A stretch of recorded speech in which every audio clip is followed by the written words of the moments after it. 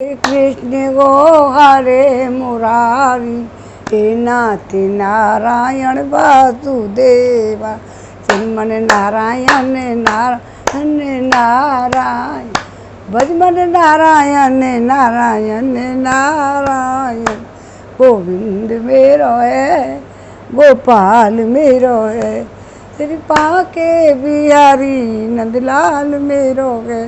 पाके बिहारी जय हो तुम्हारी, जय हो तुम्हारी लाला हो तुम्हारी, श्रीमन नारायण नारायण नारायण, भजमन नारायण नारायण नारायण। लाइट वाइट जला लो। श्रीमद् भागवत का अंतिम एपिसोड है और इसमें है महात्म्य। आज एकादशी है, भादों की एकादशी पर पूर्ण विराम हो जाएगा और हमारी सुखदेव जी तो कई दिन पहले विदा हो गए जन्माष्टमी पर ही। और तृतीय अध्याय श्रीमद् भागवत की परंपरा और उसका महात्म्य, भागवत श्रवण से श्रोताओं को भगवत धाम की प्राप्ति। आप सबने खूब अच्छी तरह तो मन से सुना और आपको भगवान तुम्हारी खूब सहायता करेंगे और घर बैठे मिलेंगे। आप मोबाइल में देखोगे तो आपको घर बैठे आपको दर्शन मिलेंगे भगवान के। कभी भी उठा के कोई सा भी एपिसोड पढ़ सकते हो। लाइक और सब्सक्राइब ज़रूर करें और आप पढ़ के शुरू से पढ़ोगे तो आपको समझ में आएगा। कभी कभी एक में भी आनंद आ लेता है, कभी पढ़ते हैं तो कभी मन में आया, जब शुरू से और ज़्यादा आनंद आएगा शुरू से अंत तक पढ़ोगे जब। तो तृतीय अध्याय श्रीमद् भागवत की परंपरा और उसका महात्म्य है। भागवत श्रवण से श्रोताओं को भगवत धाम की प्राप्ति होगी। सूत जी कहते हैं, हे उद्धव जी ने जब वहाँ देखा एकत्र हुए सब लोगों को श्री कृष्ण कीर्तन में लगाकर देखकर सभी को सत्कार किया। उद्धव जी के पास पहुँचे हैं तो भगवान उनको दिए उपदेश दे के गए ही हैं, इसलिए उद्धव जी की प्रेरणा से अब जब सबको तसल्ली आएगी। उद्धव जी ने वह एकत्र हुए सब लोगों को श्री कृष्ण की कीर्तन में लगा देखकर सभी का सत्कार किया। राजा परीक्षित को हृदय से लगाकर कहा। उद्धव जी ने कहा, राजन तुम धन्य हो, एक मात्र श्री कृष्ण की भक्ति से ही पूर्ण हो, क्योंकि श्री कृष्ण संकीर्तन के महोत्सव में तुम्हारा हृदय रस प्रकार निमग्न हो रहा है।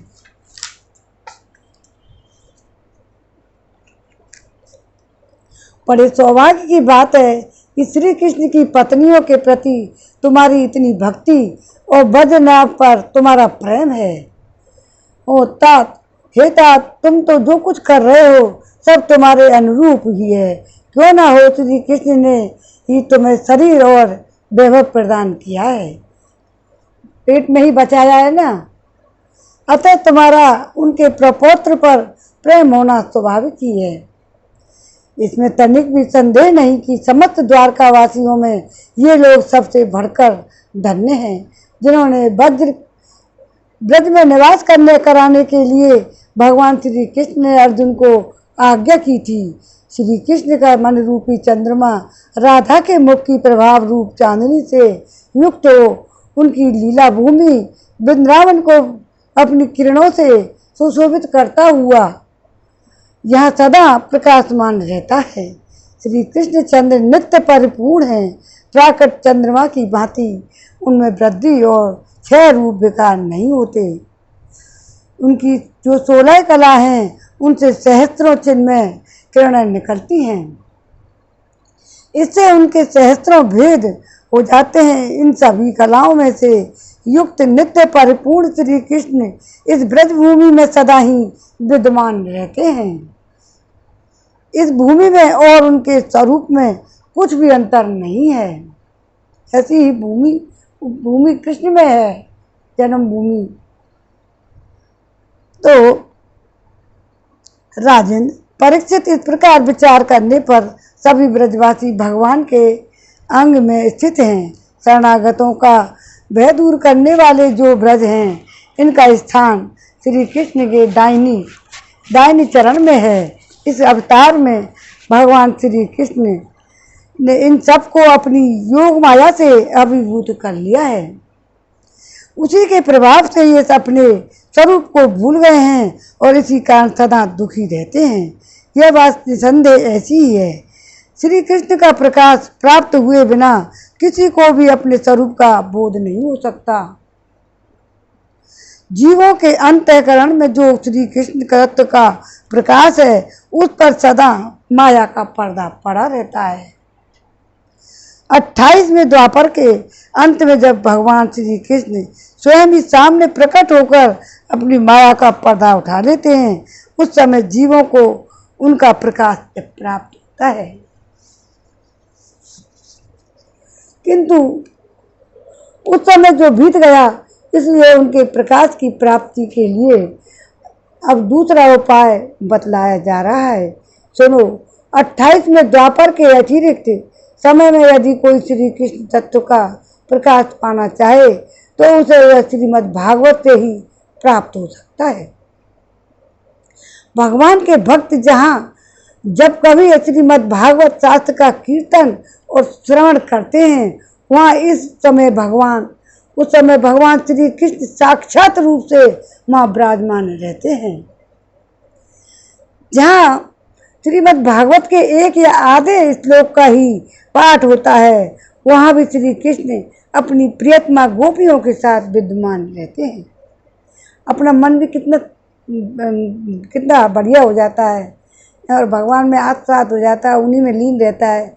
कथा सुनाते हैं, सुनते हैं। जब होना चाहिए मन से पढ़ने वाला, सुनने वाला है। इस पवित्र भारत वर्ष में मनुष्य का जन्म पाकर भी जिन लोगों ने पाप के अधीन होकर श्रीमद् भागवत नहीं सुना, उन्होंने मानो अपने ही हाथों अपनी हत्या कर डाली है। और आज एकादशी को तो भगवान श्री विष्णु जी का कीर्तन जरूर करना चाहिए। आपके लिए सुनने में, आज आप सुन रहे हो, तुम्हारे लिए तो बहुत सौभाग्य की बात है जो आज तुमको कथा कीर्तन मिल रहा है। जिन बड़भागियों ने प्रतिदिन श्रीमद् भागवत शास्त्र का सेवन किया है, उन्होंने अपने पिता, माता और पत्नी तीनों ही के कुल का भली भांति उद्धार कर दिया। श्रीमद् भागवत के स्वाध्याय और श्रवण से ब्राह्मणों को विद्या का प्रकाश बोध प्राप्त होता है। क्षत्रिय लोग शत्रु पर विजय पाते हैं, वैश्यों को धन मिलता है और शूद्र स्वस्थ निरोग बने रहते हैं। स्त्रियों तथा अनत्यज आदि अन्य लोगों की भी इच्छा श्रीमद् भागवत से पूर्ण हो होती है। अतः कौन ऐसा भाग्यवान पुरुष है जो श्रीमद् भागवत का नित्य ही सेवन न करेगा। अनेकों जन्मों तक साधना करते करते जब मनुष्य पूर्ण सिद्ध हो जाता है, तब उसे श्रीमद् भागवत की प्राप्ति होती है। भागवत से भगवान का प्रकाश मिलता है, जिससे भगवत भक्ति उत्पन्न होती है। पूर्व काल में सांख्यायन की कृपा से श्रीमद् भागवत बृहस्पति जी को मिला और बृहस्पति जी ने मुझे दिया। इसी से मैं श्री कृष्ण का प्रियतम सखा हो सका हूँ। उद्धव जी सारे संक्षेप में तो सारे उपदेश दे के गए हैं भगवान। उद्धव के अलावा किसी को नहीं दिए उपदेश जितने। परीक्षित, बृहस्पति जी ने मुझे एक आँखी की आख्या क्या अभी सुनाई थी, उसे तुम सुनो। उस आख्या से श्रीमद् भागवत श्रवण के संप्रदाय का क्रम भी जाना जा सकता है कि बृहस्पति जी ने कहा था, अपनी माया से पुरुष रूप धारण करने वाले भगवान श्री कृष्ण ने जब सृष्टि के लिए संकल्प किया, तब उनके दिव्य विग्रह से 3 पुरुष प्रकट हुए थे। उनमें से रजोगुण की प्रधानता से ब्रह्मा हुए, सत्वगुण की प्रधानता से विष्णु हुए और तमोगुण की प्रधानता से रुद्र प्रकट हुए। भगवान ने इन तीनों को क्रम से जगत की उत्पत्ति, पालन और संहार करने का अधिकार प्रदान किया। तब भगवान के नाभि कमल से उत्पन्न हुए ब्रह्मा जी ने उनसे अपना मनोभाव यूं ही प्रकट किया। आज भी तुम्हारे लिए जो देश में, लोकसभा में, संसद में कार्यपालिका, व्यवस्थापिका, न्यायपालिका बनाई जाती है, ये भगवान के ही स्वरूप होते हैं। इनकी आज्ञा सर्वधार्य होती है, बरसते भ्रष्टाचारी नहीं हो। ब्रह्मा जी ने कहा, हे परमात्मन, आप नार अर्थात जल में शयन करने के कारण नारायण नाम से प्रसिद्ध हैं। सबके आदि कारण होने से आदि पुरुष हैं। आपको नमस्कार है। श्रीमन नारायण नारायण नारायण, भजमन नारायण नारायण नारायण, गोविंद मेरो है, गोपाल मेरो है, श्री बांके बिहारी नंद लाल मेरो है। तो आदि पुरुष हैं, आपको नमस्कार है। हे प्रभु, आपने मुझे सृष्टि कर्म में लगाया है, मगर मुझे भय है कि सृष्टि काल में अत्यंत पापात्मा रजोगुण आपकी स्मृति में कहीं बाधा ना डालने लग जाएं। अतः कृपा करके ऐसी कोई बात बताएं जिससे आपकी आपकी याद बारंबार बनी रहे। ये ब्रह्मा जी ने के शब्द हैं। बृहस्पति जी कहते हैं, जब ब्रह्मा जी ने ऐसी प्रार्थना की तब पूर्व काल में भगवान ने उन्हें श्रीमद् भागवत का उपदेश देकर कहा, ब्राह्मण, तुम अपने मनोरथ की सिद्धि के लिए सदा ही इसका सेवन करते रहो।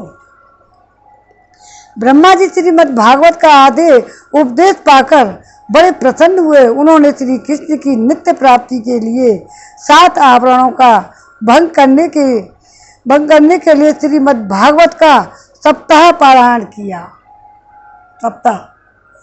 सप्ताह यज्ञ की विधि से 7 दिनों तक श्रीमद् भागवत का सेवन करने से ब्रह्मा जी के सभी मनोरथ पूर्ण हो गए। इससे वे सदा भगवत स्मरण पूर्वक सृष्टि का विस्तार करते और बारंबार सप्ताह यज्ञ का अनुष्ठान करते रहते हैं। ज़्यादातर ब्राह्मण लोग, संत लोग, ज़्यादातर ऋषि लोग कहते हैं कि ज़िंदगी में एक बार सप्ताह जरूर करानी चाहिए। उसके द्वारा अपने मन के यज्ञ वज्ञ करते हैं तो दान पुण्य जो होता है ना, या किसी के सप्ताह हो रही हो तो उसमें सहयोग कर, रोज़ सुने जा कर के, कभी एक बार तो जिंदगी में जरूरी सुने। ब्रह्मा जी की भांति विष्णु ने भी अपने अवश्य अर्थ की सिद्धि के लिए उन महापुरुष परमात्मा से प्रार्थना की, क्योंकि उन पुरुषोत्तम ने विष्णु को भी प्रजा पालन रूप कर्म में नियुक्त किया था। जब परमात्मा वहाँ रहते हैं, वही रूप श्री राम के रूप में, कृष्ण के रूप में वही रूप वहाँ होता है। और वो वहाँ भी होते हैं, यहाँ भी होते। ब्रह्मा, इंद्र, ये सब शक में हो जाते हैं कि ये मनुष्य नहीं, परमात्मा नहीं हो सकते। वो ही परमात्मा का अंश होते हैं। जो भी जन्म लेते हैं ना अच्छे योग पुरुष, तो वो अंश माने जाते हैं परमात्मा का। वहाँ भी होते हैं, काम चलाने के लिए यहाँ भी हैं, या जनता की सेवा के लिए, दुष्टों को साफ करने के लिए। विष्णु ने कहा, हे देव, मैं आपकी आज्ञा के अनुसार कर्म और ज्ञान की उद्देश्य से प्रवृत्ति और निवृत्ति के द्वारा यथोचित रूप से प्रजाओं का पालन करूंगा, और कालक्रम से जब जब धर्म की हानि होगी तब तब अनेकों अवतार ग्रहण करूंगा, धारण कर पुनः धर्म की स्थापना करूंगा। जो भोगों की इच्छा रखने वाले हैं उन्हें अवश्य ही उनके किए हुए यज्ञ आदि कर्मों का फल अर्पण करूंगा, तथा जो संसार बंधन से मुक्त होना चाहते हैं और विरक्त हैं, उन्हें उनके इच्छानुसार 5 प्रकार की मुक्ति भी देता रहूंगा। परंतु जो लोग मोक्ष भी नहीं चाहते, उनका पालन मैं कैसे करूँगा, यह बात समझ में नहीं आती। इसके अतिरिक्त मैं अपनी तथा लक्ष्मी जी की भी रक्षा कैसे कर सकूँगा, इसका उपाय भी बताइए। विष्णु जी ने पूछा है। विष्णु की यह प्रार्थना सुनकर वो आदि पुरुष परमात्मा कृष्ण ने कहा, आदि पुरुष कृष्ण ने उन्हें भी श्रीमद् भागवत का ही उपदेश किया था और कहा, तुम अपने मनोरथ की सिद्धि के लिए इस श्रीमद् भागवत शास्त्र का सदा पाठ किया करो। उसे उपदेश से विष्णु भगवान का चित्त करो। क्या है? श्रीमद् भागवत शास्त्र का सदा ही पाठ किया करो। उस उपदेश से विष्णु भगवान का चित्त प्रसन्न हो जाएगा और वे लक्ष्मी जी के साथ प्रत्येक मास में श्रीमद् भागवत का चिंतन करने लगे। इससे वे परमार्थ का पालन और यथार्थ रूप से संसार की रक्षा करने में समर्थ हुए। जब भगवान विष्णु स्वयं वक्ता होते हैं और लक्ष्मी जी प्रेम से श्रवण करती हैं, उस समय प्रत्येक बार भागवत कथा का श्रवण एक मास में ही समाप्त होता है। लगातार करते तो एक मास में हो जाता है, किंतु जब लक्ष्मी जी स्वयं वक्ता होती हैं और विष्णु श्रोता जनकर सुनते हैं, तब भागवत कथा का रसास्वादन तो 2 मास में होता रहता है। उस समय कथा बड़ी सुंदर और बहुत ही रुचकर होती है।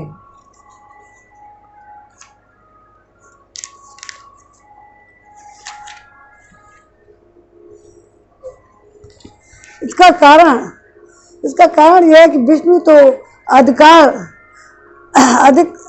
अधिकारूढ़ हैं, उन्हें जगत के पालन की चिंता करनी पड़ती है, पर लक्ष्मी जी इन झंझटों से अलग हैं। वो 1 महीना में कर देती है और विष्णु जी को 2 महीने लग जाते हैं।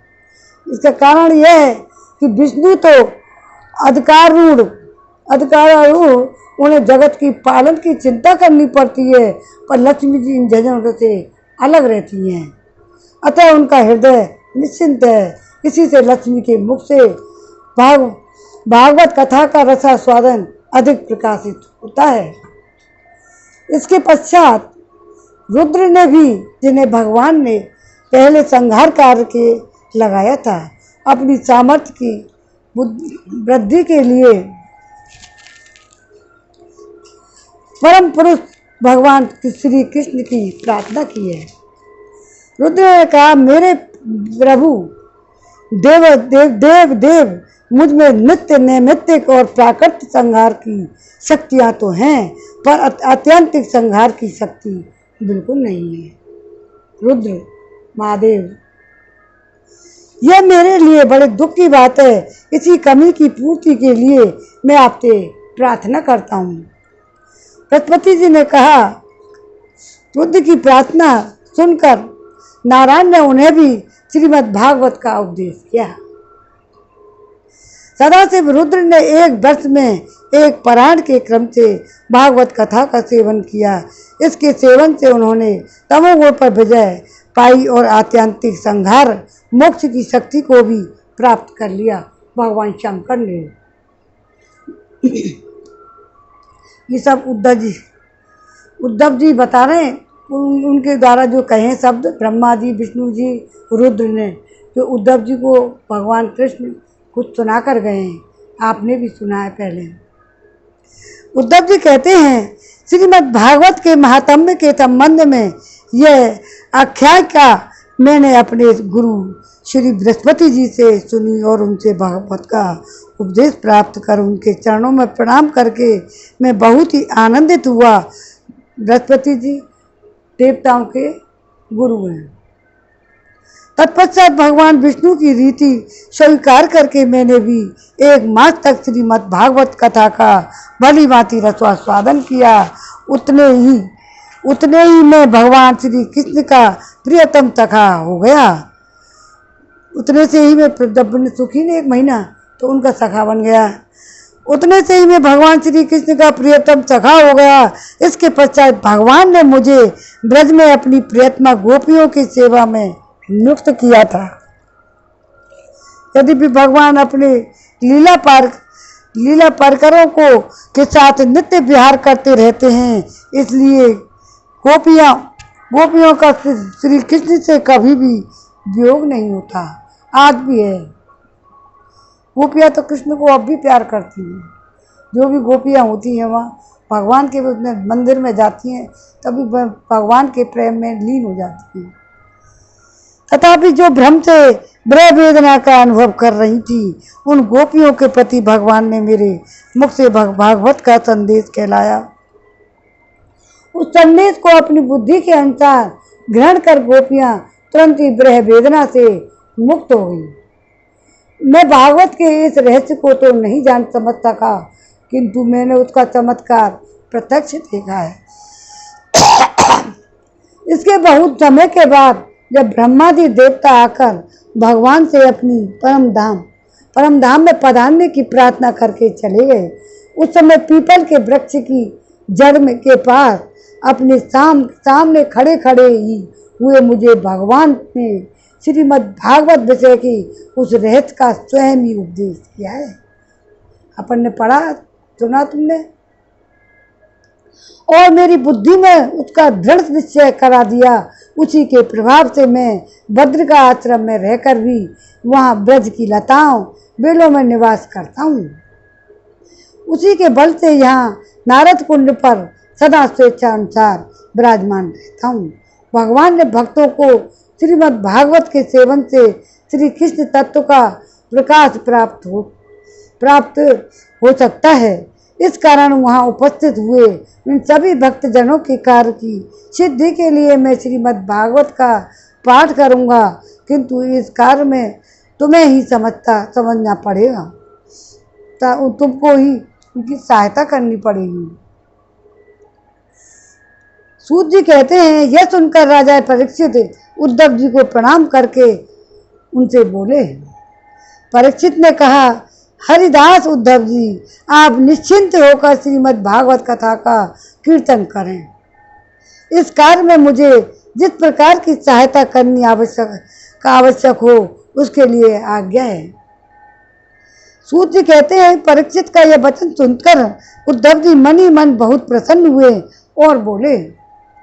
उद्धव जी ने कहा, राजन, भगवान श्री कृष्ण ने जब से इस पृथ्वी तल का परित्याग कर दिया है, तब से वे अत्यंत बलवान और कलयुग का प्रभुत्व हो गया है। जिस समय यह शुभ अनुष्ठान यहाँ आरंभ हो जाएगा, बलवान कलयुग अवश्य ही इसमें बहुत बड़ा विघ्न डालेगा।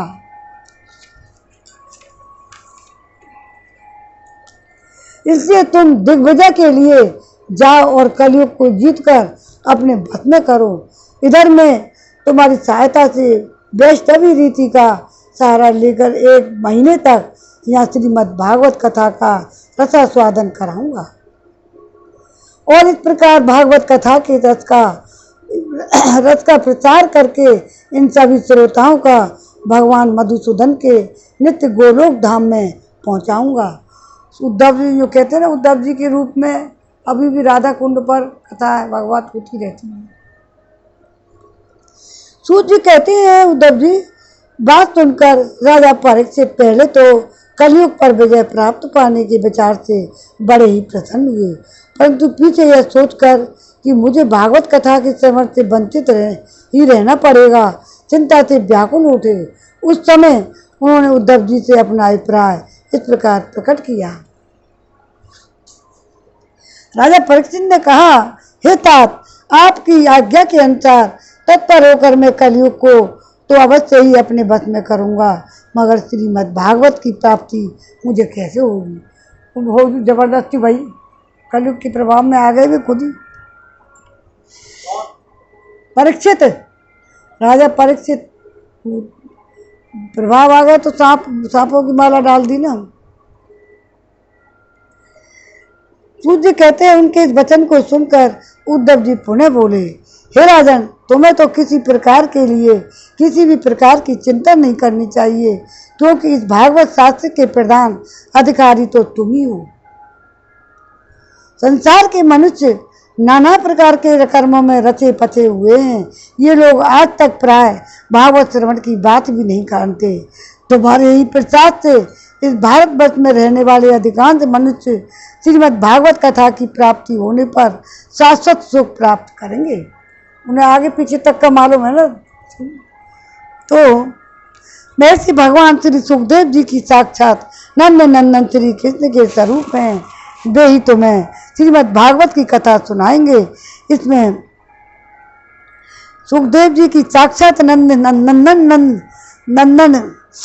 नंदन है और श्री कृष्ण के स्वरूप हैं और वे ही तुम्हें श्रीमद् भागवत की कथा सुनाएंगे। इसमें तनिक भी संदेह की बात नहीं। उद्धव जी ने आगे तक की बात बता दी है। पहली बात है, परीक्षित के मिलने गए थे ना, कृष्ण के प्रपौत्रन से मिलने गए। क्या उन्होंने कही कि जनता ही ना वो जंगल में रह रहे तो मैं राज किस पे करूं। जब दिल्ली से बड़े बड़े सेठ मथुरा वृंदावन के लिए बुलाए उन्होंने, तब वो ऐसे ही बसाया फिर मथुरा दोबारा। तो द्वारकापुरी में सब बच गई ना, खाली चूना पड़ा था मथुरा। तो हे राजन, उस कथा के श्रवण से तुम ब्रजेश्वर श्री कृष्ण के नित्य धाम को प्राप्त करोगे। इसके पश्चात इस पृथ्वी पर श्रीमद् भागवत कथा का प्रचार होगा। अतः राजेंद्र परीक्षित, तुम जाओ और कलयुग को जीतकर अपने वश में करो। उन्हें दिख रहा है जिनके वश में होगा जो कोई हो। सूर्य कहते हैं, उद्धव जी के इस प्रकार कहने पर राजा परीक्षित ने उनकी परिक्रमा करके उन्हें प्रणाम किया और दिग्विजय के लिए चले गए। इधर वज्र ने भी अपने पुत्र प्रतिबाहु को अपनी राजधानी मथुरा का राजा बना दिया और माताओं के साथ ले उसी स्थान पर जहाँ उद्धव जी प्रकट हुए थे जाकर श्रीमद् भागवत सुनने की इच्छा से रहने लगे। तदंतर उद्धव जी ने वृंदावन में गोवर्धन पर्वत के निकट एक महीने तक श्रीमद् भागवत कथा के रस की धारा बहाई। उस रस का आस्वादन करते समय प्रेमी श्रोताओं की दृष्टि में सब और भगवान की सच्चिदानंदमयी लीला प्रकाशित हो गई और सर्वत्र श्री कृष्णचंद्र का साक्षात होने लगा। उस समय सभी श्रोताओं ने अपने को भगवान के स्वरूप में स्थित देखा। जब आप भगवान की कथा सुनते तो लगता हम भी हैं यहाँ, लगता है ना। ऐसे ही भगवान में तराबोर हो जाते हैं। सप्तावत्सीय जैसा भाव होता है कि कथा सुनाने वाले भी रो भी पड़ते हैं, खुशी में नाचने लग जाते हैं अपने आप ही। गोपियाँ नाच करने लग जाती है सप्ताह में। उस समय सभी का श्रोताओं ने अपने को भगवान के स्वरूप में स्थित देखा। बद्रीनाथ ने श्री कृष्ण के दाहिने चरण कमल में अपने को स्थित देखा और श्री कृष्ण के बृहत शोक से मुक्त होकर उस स्थान पर अत्यंत सुशोभित होने लगे। बद्रीनाथ की ये रोहिणी आदि माताएं भी रात की रजनी में प्रकाशित होने वाले श्री कृष्ण रूपी चंद्रमा के विग्रह में अपने को कला और प्रभा के रूप में स्थित देख बहुत ही विस्मित हुई तथा अपने प्राण प्यारे की ब्रह वेदना के छुटकारा पाकर उनके परम धाम में प्रविष्ट हो गई।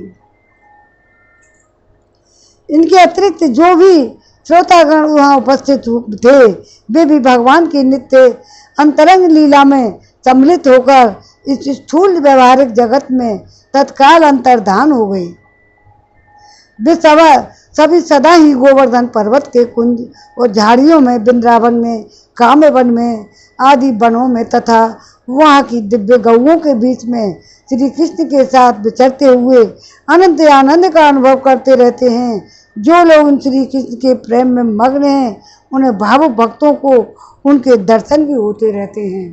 कभी किसी रूप में, कभी किसी रूप में, कि बच्चा के रूप में कन्या के रूप में राधा मिलती हैं, बच्चे के रूप में कृष्ण मिलते हैं। किसी को ज़रूरत पड़ती है उसी तरह बच्चे की तरह सहायता करने भी पहुंच जाते हैं, दर्शन देने पहुंच जाते हैं। और वही रूप प्यारी जी पर कृष्ण के मंदिर में भी मिल जाते हैं। उनको वहाँ जो बहुत दुखी होते हैं और उनको भगवान खुद उनकी सहायता करने पहुंच जाते हैं। तो सूत जी कहते हैं जो लोग इस भगवत प्राप्ति की कथा को सुनेंगे और कहेंगे उन्हें भगवान मिल जाएंगे और उनके दुखों का सदा के लिए अंत हो जाएगा। श्रीमन नारायण नारायण नारायण, भजमन नारायण नारायण नारायण, गोविंद मेरो है गोपाल मेरो है, श्री बांके बिहारी नंद लाल मेरो है, बांके बिहारी जय हो तुम्हारी, जय हो तुम्हारी लाल, जय हो तुम्हारी। आज अब चौथा अध्याय मातम्य का है। चौथा अध्याय श्रीमद् भागवत का स्वरूप, प्रमाण, श्रोता वक्ता के लक्षण, चरण विधि और मातम्य। अब ये तुम्हारा अंतिम अध्याय है भगवान की भागवत की। अब तुम अपनी भजन की तैयारी कर लेना। इसके बाद आज तो कर देंगे भजन कीर्तन करो। अभी शौनकादि ऋषियों ने कहा, सूत जी आपने हम लोगों को बहुत अच्छी बात बताई। आपकी आयु बड़े और चिरंजीवी हों, चिरकाल तक हमें यह कथा सुनाते रहें, हमें इस तरह उपदेश करते रहें। आज हम लोगों ने आपके मुख से श्रीमद् भागवत का अपूर्व महात्म्य सुना है। सूत जी अब इस समय आप हमें यह बतलाइए कि श्रीमद् भागवत का स्वरूप क्या है, उसका प्रमाण, उसकी श्लोक संख्या कितनी है, किस विधि से उसका श्रवण करना चाहिए, तो श्रीमद् भागवत के वक्ता और श्रोताओं के क्या लक्षण हैं, अभिप्राय यह उसके वक्ता और श्रोता कैसे होने चाहिए।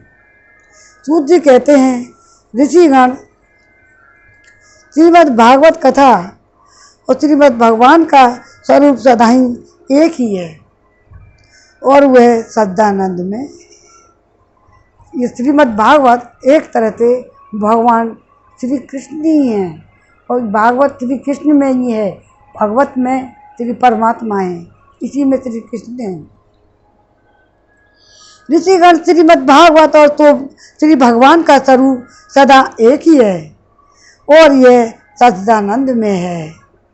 भगवान श्री कृष्ण में जिनकी लगन लगी है उन भक्तों के हृदय में भगवान के माधुर्य भाव को अभिव्यक्त करने वाला, उनके दिव्य माधुर्य रस का आश्वासन करने वाला सर्वोत्कृष्ट वचन है। इसे श्रीमद् भागवत समझो, जो वाक्य ज्ञान, विज्ञान, भक्ति एवं उनके अंगभूत साधन अच्युत तुष्ट करने के प्रकाशित करने वाला है तथा जो माया का मर्दन करने में समर्थ है, उसे भी तुम श्री भागवत ही समझो, श्रीमद् भागवत समझो। किसको समझ में आया? दोबारा करूँ। जो वाक्य ज्ञान, विज्ञान और भक्ति एवं इनके अंगभूत साधन चतुष्टय को प्रकाशित करने वाला है तथा जो माया का मर्दन करने में समर्थ है, उसे भी तुम श्री भागवत समझो, श्रीमद् भागवत। जो उनको माया का विनाश कर दे समूल, वो माया तब गई तो भागवत है, श्रीमद् भागवत। तुम्हारे मन में भी हृदय में भगवान विराजमान हो जाते हैं ना। तो श्रीमद् भागवत अनंत अक्षर स्वरूप है, इसका नियत प्रमाण भला कौन जान सकता है। पूर्व काल में भगवान विष्णु ने ब्रह्मा जी के प्रति 4 श्लोकों में इनका दिग्दर्शन मात्र कराया था।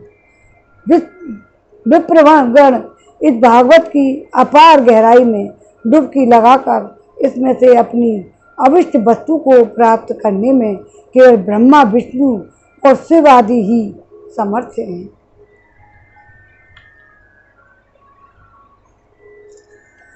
दूसरे नहीं, परंतु जिनकी बुद्धि आदि वृत्तियों में परिमित है, ऐसे मनुष्यों का हित साधन करने के लिए श्री व्यास जी ने परीक्षित और सुखदेव जी के संवाद के रूप में जिसका गान किया है, उसी का नाम श्रीमद् भागवत है। उस ग्रंथ की श्लोक संख्या 18,000 है और इस भवसागर में जो प्राणी कलि रूप में ग्रह से ग्रस्त हो रहे हैं, उनके लिए यह श्रीमद् भागवत ही सर्वोत्तम सहारा है। या आगे के लिए डूब ना जाए भंवर में, तो श्रीमद् भागवत ही एक ऐसा सहारा है। सब ग्रंथों का सर्वोपरि श्रीमद् भागवत ग्रंथ सबसे ऊपर है। अब भगवान श्री कृष्ण की कथा का आश्रय लेने वाले श्रोताओं का वर्णन करते हैं। श्रोता दो प्रकार के माने जाते हैं, सुनो। प्रवर उत्तम और अवर अधम। जो उत्तम होते हैं और अवर है अधम। प्रवर श्रोता के चातक, हंस, सुख और मीन आदि कई भेद हैं। अवर के भी ब्रक, भूरंड, भ्रस और उष्ट आदि अनेकों भेद बतलाए गए हैं। चातक कहते हैं पपीहे को। वह जैसे बादल से बरसते हुए जल में ही प्यार रखता है, दूसरे जल को छूता नहीं है। उसी प्रकार जो श्रोता सब कुछ छोड़ कर केवल श्री कृष्ण संबंधी शास्त्रों के श्रवण का ही व्रत ले लेता है, वह चातक कहा गया है। जैसे हंस दूध के साथ मिलकर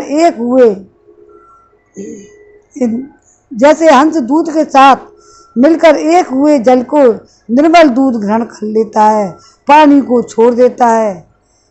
और उसी प्रकार जो श्रोता अनेकों शास्त्रों का श्रवण करके भी उसमें से सार भाग अलग करके ग्रहण करता है, उसे हंस कहते हैं, जो श्रीमद् भागवत को ही सुनता है। जिस प्रकार भली भांति पढ़ाया हुआ तोता अपनी मधुर वाणी से शिक्षक को तथा पास आने वाले दूसरे लोगों को भी प्रसन्न करता है, उसी प्रकार जो श्रोता कथावाचक व्यास के मुँह से जो उपदेश सुनकर उसे सुंदर और परमित वाणी में पुनः सुना देता है और व्यास और अन्य देवताओं को अत्यंत आनंदित करता है, वह सुख कहलाता है। दोबारा, सुख तोता, सुखदेव जी ने सुनाई, वो सुख बन गए। उसी प्रकार जो श्रोता होता है कथावाचक व्यास के मुँह से उपदेश सुनकर उसे सुंदर और परमित वाणी में पुनः सुना देता है और व्यास एवं अन्य श्रोताओं को अत्यंत आनंदित करता है, वह कौन सुख कहलाता है। बताए ना, हंस वगैरह ये सब।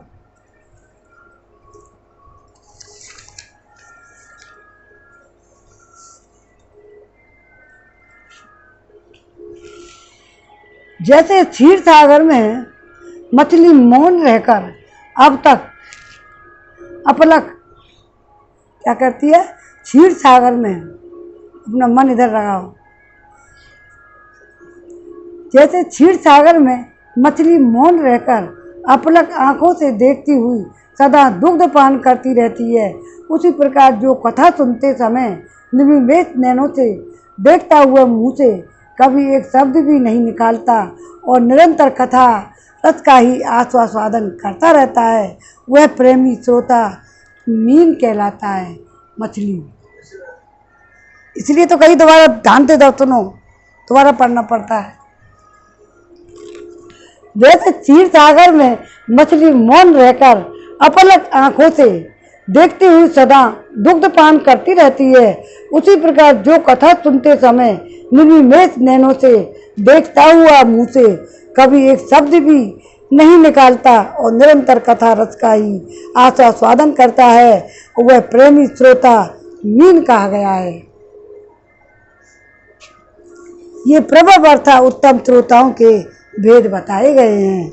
अब अवर यानी अधम श्रोता बताए गए हैं। सुनो, अधम ये तो प्रवर बताए, अब ये अवर यानी अधम श्रोता बताए जाते हैं, जो है ब्रक कहते हैं भेड़ियों को। जैसे भेड़िया वन के भीतर बेहू की मीठी आवाज़ सुनने में लगे हुए मृगों की डराने वाली भयानक गर्जना करता है, वैसे ही जो मूर्ख कथा श्रवण होते के समय रसिक श्रोताओं को उद्दंड करता हुआ बीच बीच में जोर जोर से बोल उठता है, वह ब्रक कहलाता है। बीच में डिस्टर्बेंस करता है ना, वो ब्रक कहलाता है।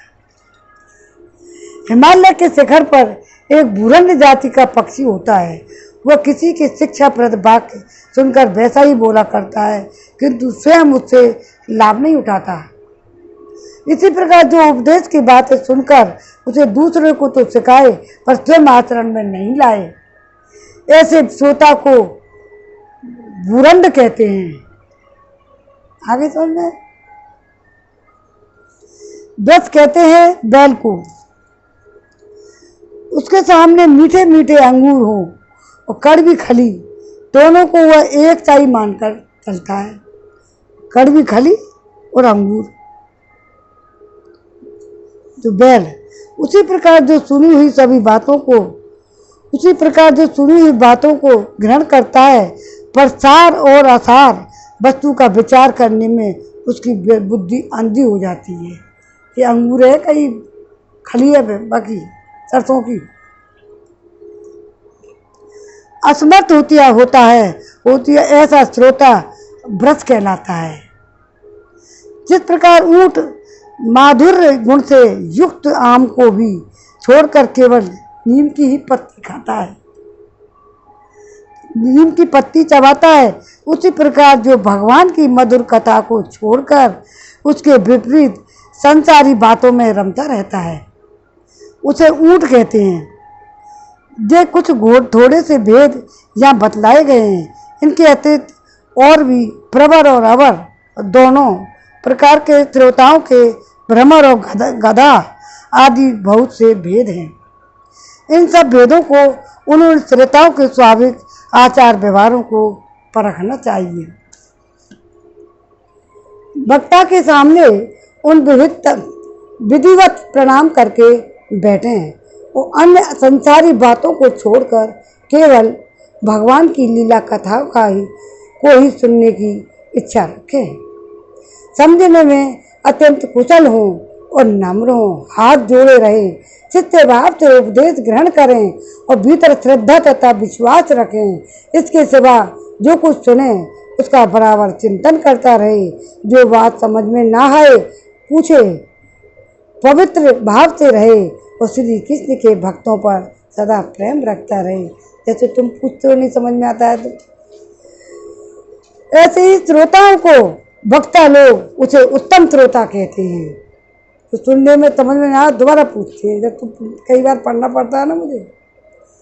और वक्ता के लक्षण बतलाते हैं, जिसका मन सदा भगवान में लगा रहे, जिसे किसी भी वस्तु की अपेक्षा ना हो, जो सबका सुहृद दीनों पर दया करने वाला हो तथा अनेकों युक्तियों से तत्व का बोध करा देने में चतुर हो, उसी वक्ता को मुनि ले भी सम्मान करते हैं। जो वक्ता होता है, वक्ता में कोई किसी दुख से दुखी है, कोई किससे दुखी है, सबकी सुने और सबकी मनोकामना ने पूर्ण करवाए, वो वक्ता। और सबका सम्मान करें, ऐसे मुनि लोग सम्मान करते हैं। विप्रगण, अब मैं भारतवर्ष की भूमि पर श्रीमद् भागवत कथा का सेवन करने के लिए जो आवश्यक विधि है उसे बतलाता हूँ, आप सुने।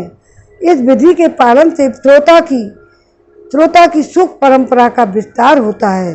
श्रीमद् भागवत का सेवन 4 प्रकार का है: सात्विक, राजस, तामस और निर्गुण।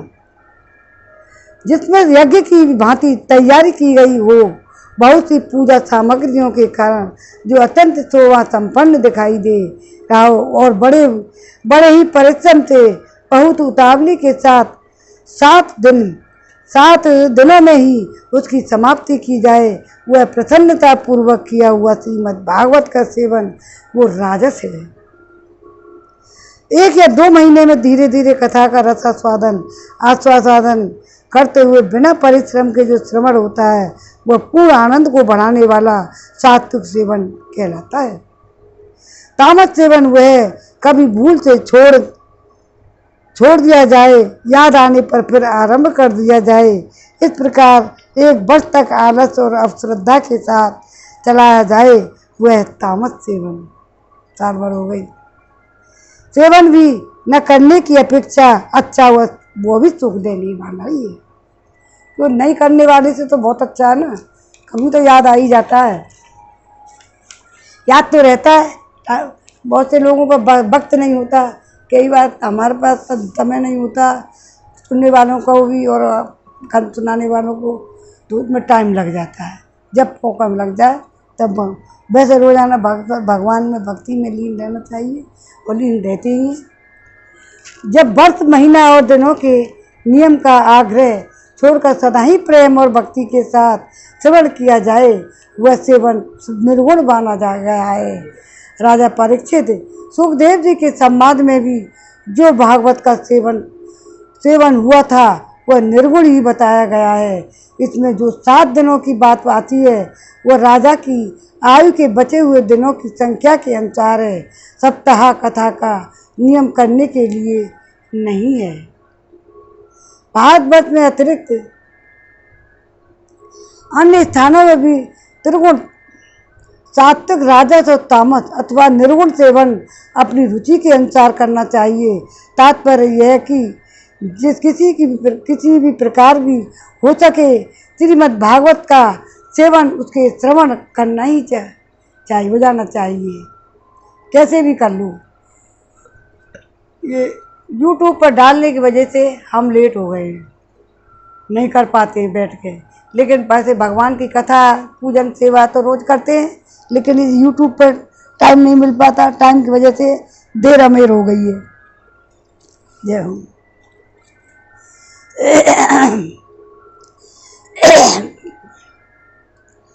भारतवर्ष के अतिरिक्त अन्य स्थानों में भी त्रिगुण सात्विक राजस और तामस अथवा निर्गुण सेवन अपनी रुचि के अनुसार करना चाहिए।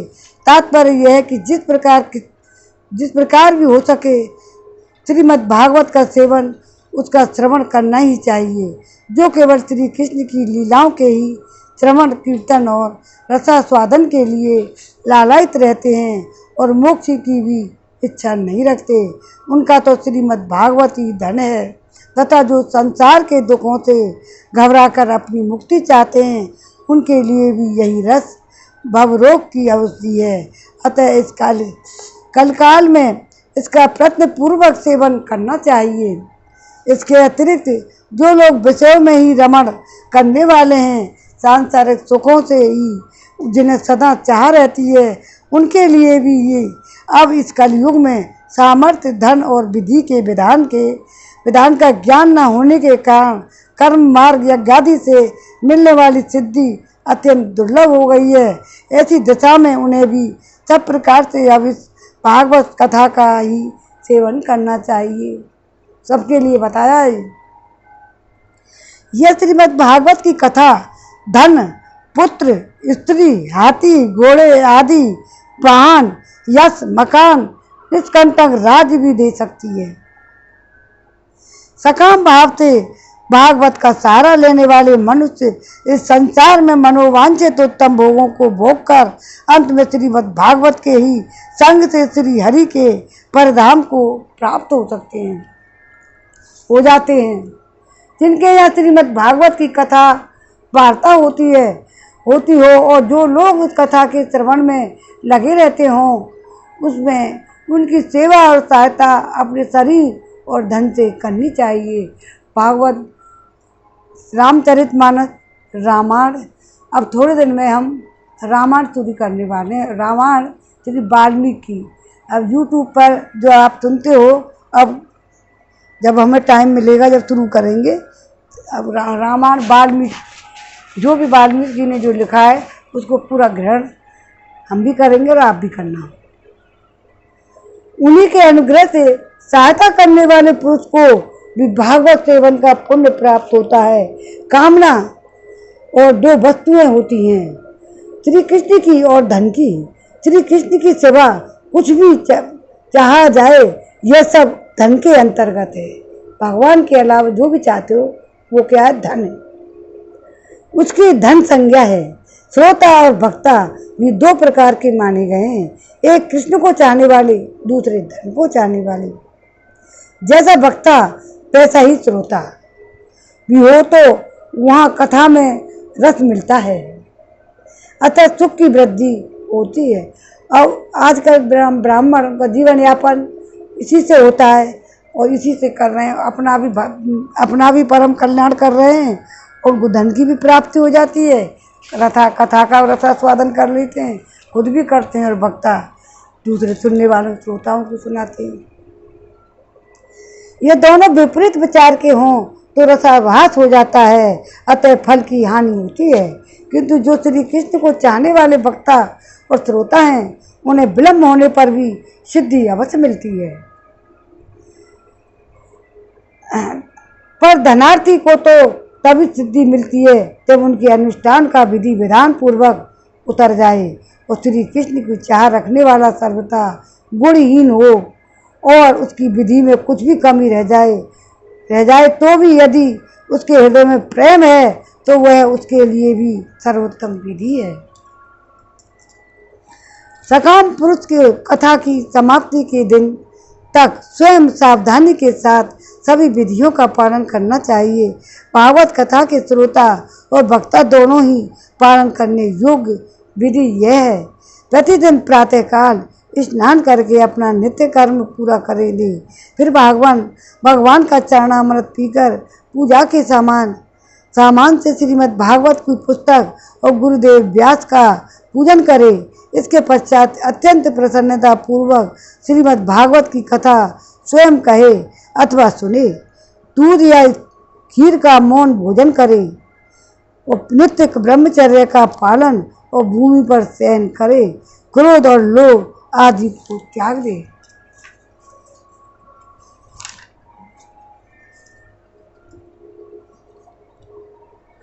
प्रतिदिन कथा के अंत में कीर्तन करे और कथा समाप्ति के दिन रात्रि में जागरण करे।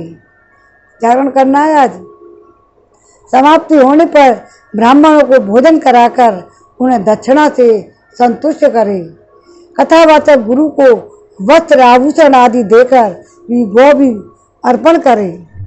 गौ भी इस प्रकार विधि विधान एवं पूर्ण करने पर मनुष्य को स्त्री, घर, पुत्र, राज और धन आदि जो जो इसे अभिष्ट होता है वह सब मनोवांछित फल प्राप्त होता है। परंतु सकाम भाव बहुत बड़ी विडंबना है, वह श्रीमद् भागवत की कथा में शोभा नहीं देता। क्या है? परंतु सकाम भाव बहुत बड़ी विडंबना है, वह श्रीमद् भागवत की कथा में शोभा नहीं देता। सुखदेव जी के मुख से यह कहा हुआ यह श्रीमद् भागवत शास्त्र तो कलयुग में साक्षात श्री कृष्ण को प्राप्त कराने वाला और नित्य प्रेमानंद स्वरूप फल प्रदान करने वाला है। श्रीमद् भागवत का स्कंद समाप्त। श्रीमद् भागवत का महात्म्य। हरि ओम तत्सत। श्रीमन नारायण नारायण नारायण भजमन नारायण नारायण नारायण। गोविंद मेरो है गोपाल मेरो है, श्रीपा के बिहारी नंदलाल मेरो है। आज एक आध कीर्तन तो अब कर लो, फिर रात भर करना। पंडित जी, आपने हमारा निवेदन स्वीकार किया और आज वो क्षण आ गया है कि आपने ये पूरी भागवत कंप्लीट हुई है। लगभग पूरा 1 वर्ष हुआ है। ये एक ईश्वर के आशीर्वाद से और ईश्वर की प्रेरणा से उन्होंने ही किया है, उन्होंने ही कराया है। आपके रूप में वो स्वयं उतर कर ये कार्य करा दिया। आपके हम बहुत बहुत आभारी हैं। अपना आशीर्वाद बनाए रखें और ये जो आपकी जो ये मधुर वाणी इसमें रिकॉर्ड हो गई है, हम भविष्य में दोबारा भी बार बार कहीं कोई सुनने की इच्छा हो तो उसी हम चैप्टर को निकाल कर और हम सुन सकते हैं और आनंद ले सकते हैं। इसमें भगवान के प्रेम से, भगवान की भक्ति से बड़ा कुछ है ही नहीं। और ये केवल मनुष्य देह ही है जिसको ये सौभाग्य मिलता है और ईश्वर की अनुकंपा से हमें आपसे ये सब सुनने को मिला, देखने को मिला और हमेशा वो उपलब्ध रहेगा। हम आपके इतने आभारी हैं, अब कोई शब्द नहीं है हमारे पास अब कहने के लिए। अब प्रभु के लिए कुछ उनकी प्रेरणा से कुछ हम कुछ एक भजन एक गाना चाह रहे हैं। शुरू करते हैं उसको। गाने से पहले श्री कृष्ण को, श्री भागवत की जय, भगवान श्री कृष्ण की जय, सभी देवों की जय। तुम हमारे थे प्रभु जी, तुम हमारे हो, तुम हमारे ही रहोगे ओ मेरे प्रियतम। हम तुम्हारे थे प्रभु जी, हम तुम्हारे हैं, हम तुम्हारे ही रहेंगे ओ मेरे प्रियतम।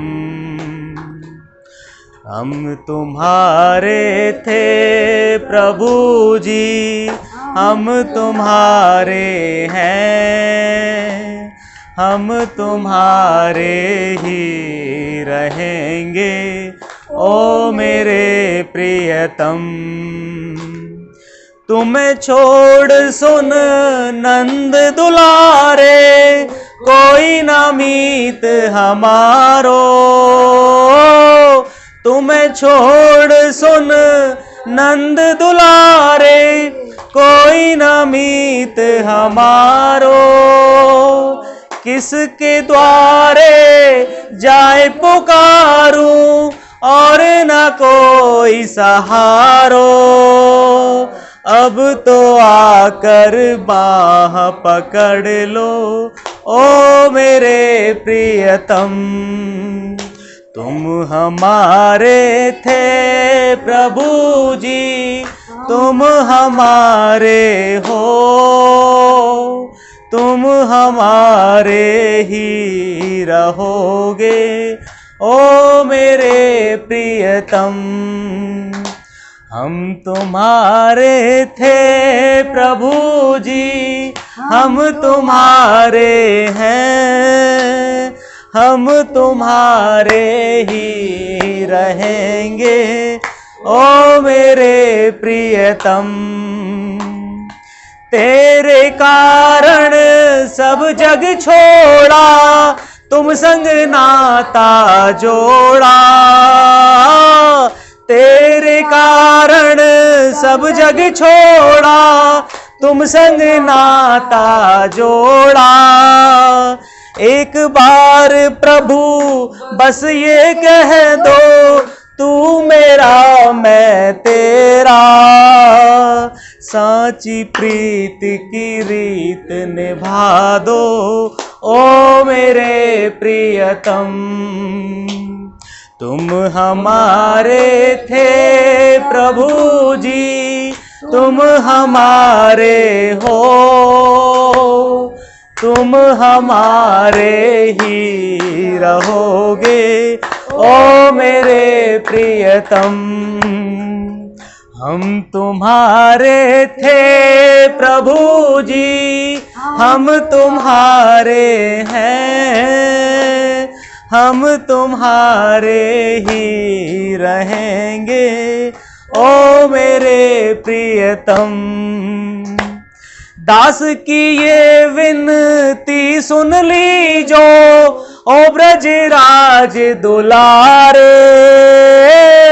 दास की यह विनती सुन लीजो ओ ब्रजराज दुलारे।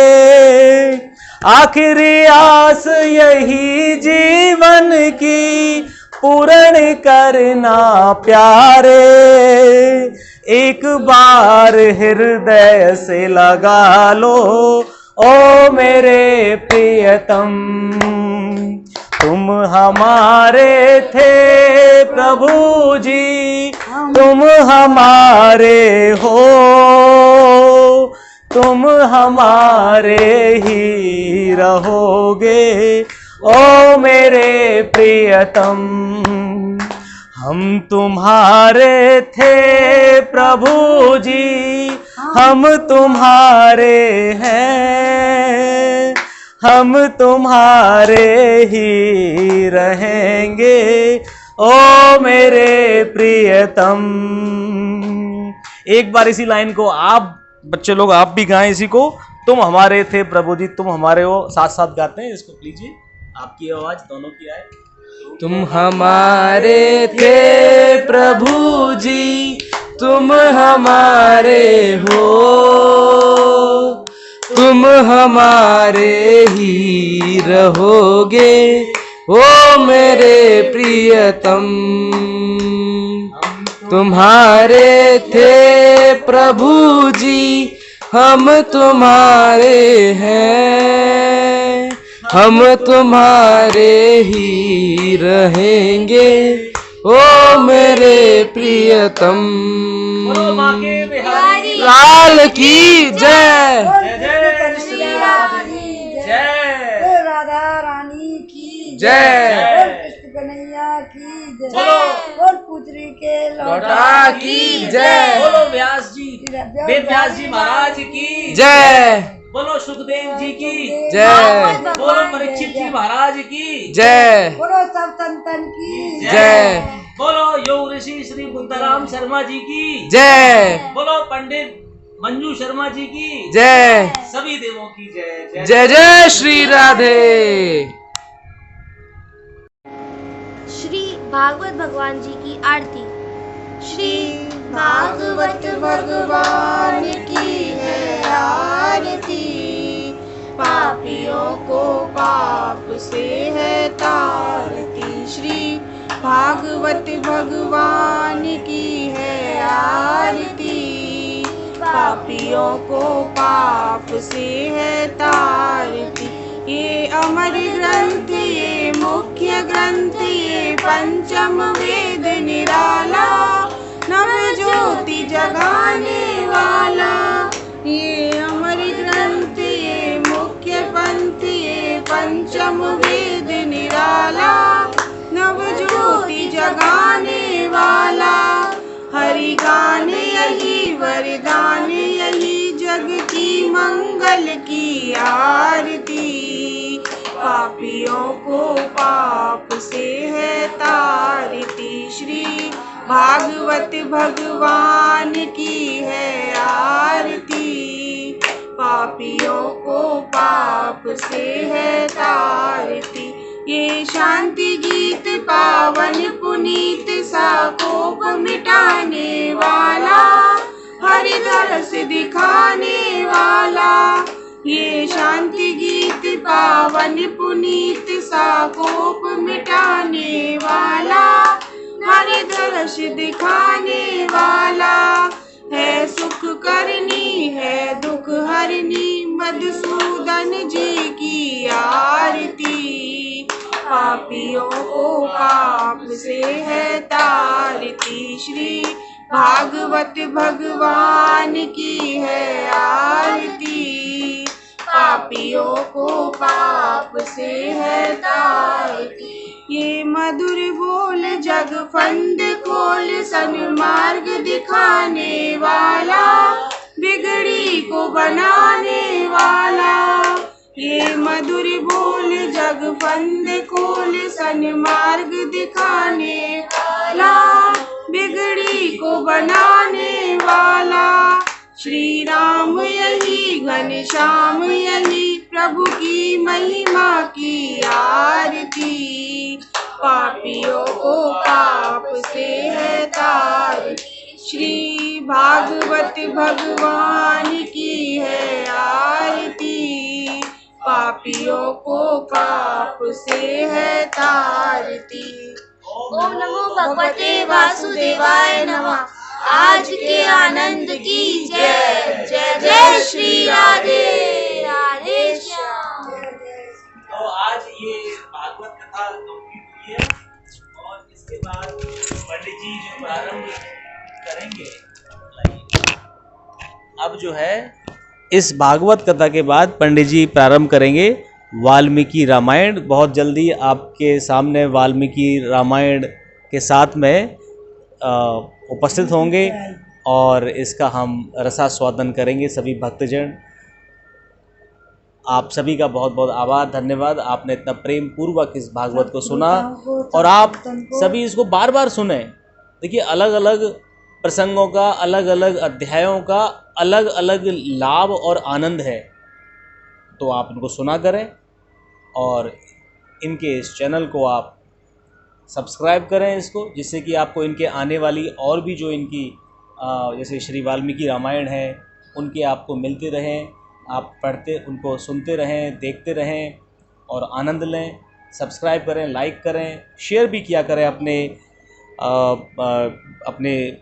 फ्रेंड्स में, अपने रिलेटिव्स में, जिन लोगों को आपको लगता है कि भागवत कथा, ईश्वर का जो ये ज्ञानामृत है उनको मिलना चाहिए, आप उनको सभी को ये शेयर किया करें और बेल आइकन दबाने से आपको नोटिफिकेशन मिलते रहेंगे, वो भी आप कर सकते हैं। बहुत बहुत धन्यवाद एक बार सभी का फिर से, और प्रणय जी आपका भी धन्यवाद। जय जय श्री राधे। राधे राधे।